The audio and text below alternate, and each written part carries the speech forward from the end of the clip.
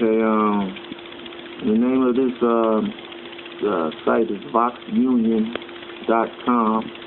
So the name of this article is Scarface on the Whites and Jews Who Control Hip-Hop with Paul Porter.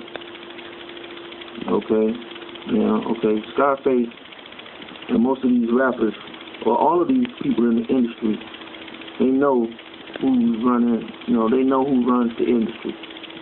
Okay, but unknown to this guy Scarface is that whites and so-called Jews are the same people. They're both Edomites. They're both descendants of Esau. All right, and his scripture is by a guy named Jared A. Ball. Okay, this article was on September the 4th, 2013. All right, I'm going to read this article.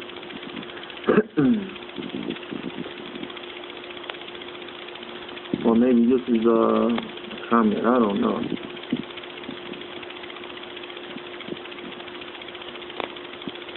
But I didn't hear that. I'm just going to go off of this comment right here. I guess it's the comment that you said, so that might just be a comment on here. Yeah, I'm believing that's a comment. But anyway, this guy, his name is Yusuf. He kind of made some sense with what he said. Okay, he said Scarface comments remind me of Marlon Brando's remarks on the Larry King Show in 1996, making the same point that Jared makes about Joel Stein's LA Times article.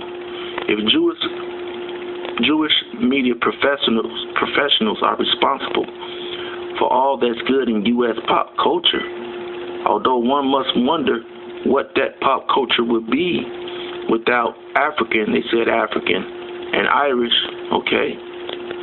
So, this guy Yusuf, he must be a Muslim, all right? So he said African and Irish, okay? But he missed so-called African Americans, okay? Or Israelites. Because Africans and, some of the Irish are Israelites as well, okay? And creativity and talent, among others.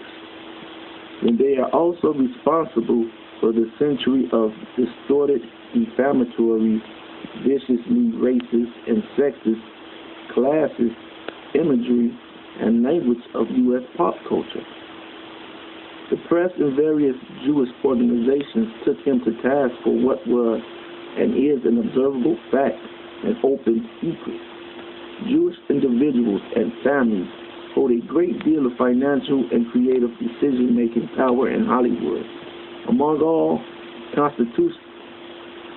constituencies in the industry, whether on screen talent, directing, producing, set designing, PRing, agents, etc. Then there are the ancillary industries, such as the caterers who prepare food for the cast and crew on set, and the star wagons, dressing rooms, on wheels for those location shoots. These facts should be uncontroversial. Neil Gabler wrote a book about it in the 1980s, An Empire of Their Own, How the Jews Invented Hollywood, which won the LA Times Best Book Prize. Okay, so you can, go back and read that article. Okay. And that's the truth. Okay. You have to realize that these so-called Jews, okay, they control hip hop. All right, I'm going to get another article.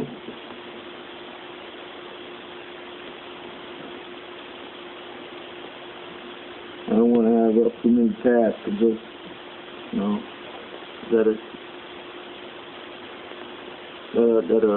shut my computer down.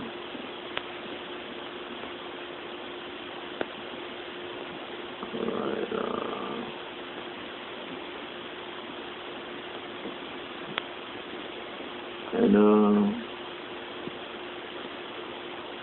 okay.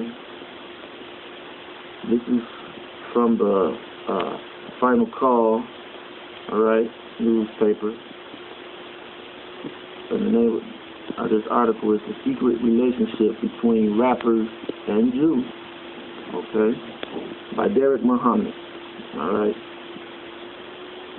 All right, I'm just going to jump down and just get into the meat of this article, all right. And it says, rapper artist Jay-Z and his business partner Damon Dash built a hip-hop powerhouse. Okay, I'm going to jump on down. These two brothers built, so it tells the rift between Dame and Jay-Z. And go on to say that legend has it that a Def Jam record executive by the name of Lyer Cohen played the role of instigator, negotiator, and cleanup businessman. What is clear is that Rockefeller Records, once known as the Dynasty, is now owned by Def Jam. Cohen happens to be Jewish. All right, we'll jump down to another. All right, it goes into NWA, Eazy-E, okay, beef that took place there. If you know anything about that, all right, you can go back and read this and get down to the meat of it. Okay. So the group's most creative geniuses, Ice Cube and Dr. Dre, eventually left the group, citing unfair compensation. Accusations flew that Eazy-E conspired with Heller to rob the other members of royalties that were rightfully theirs. Heller happens to be Jewish. All right. Then it goes on with Death Row. Okay. Talks about Dre and Suge Knight. He jumps down to after 7 millions on death row, Interscope, Tupac was murdered. Series of personal misfortunes landed Knight in prison, and the house that he and Dre built ended up in the hands of Interscope. Interscope is owned by a man by the name of Jimmy Iovine. Mr. Iovine happens to be Jewish. All right? And it goes on and on and on. Okay? So, many of these so-called Jews, which are Edomites, Khazars, all right, or Amalekites, all right, many of them, all right, are engaged in, witchcraft, all right, openly in witchcraft. Okay, and many of them are in, they're into this witchcraft, which is known as Kabbalism. Okay, so I'm just gonna read this just to enlighten you on a few things of this. Okay. Let's see. All right. The mystical school of thought. Okay, and this is from www.jewfact.org. All right.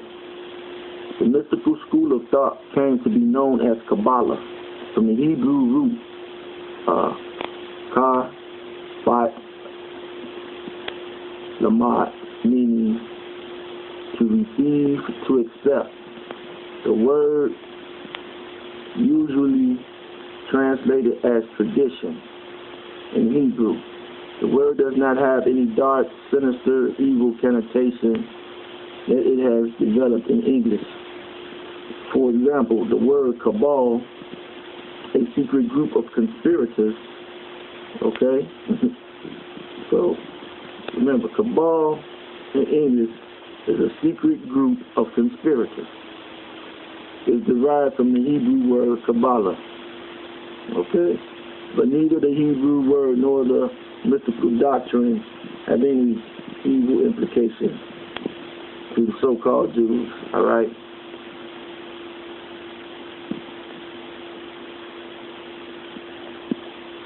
Now, I'm going to read this what I have underlined, and I'll get back to it. And, this guy says, I do not mean to suggest that magic is not part of Kabbalah.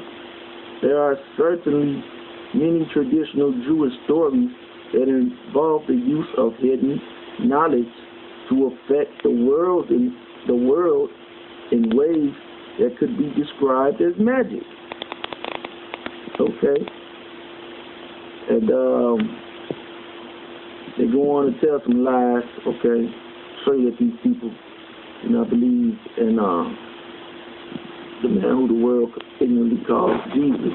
It says it is important to note that all of these magical effects were achieved through the power of, they put G/D, okay, because they can't say the name of the Most High, as it is written.